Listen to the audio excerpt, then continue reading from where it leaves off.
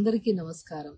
ఈరోజు మనం లింగ ఆధారిత హింస అనే తీవ్రమైన సమస్య గురించి మాట్లాడుకుందాం.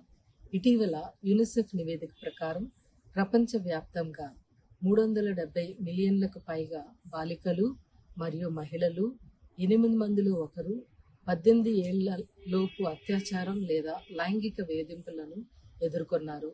ఈ సమస్యను పరిష్కరించడానికి World Council of Churches Thursdays in black ప్రచారాన్ని ప్రారంభించింది. మీరు ఎలా పాల్గొనవచ్చు ఇక్కడ ఉంది. గురువారం నల్లని దుస్తులు ధరించండి.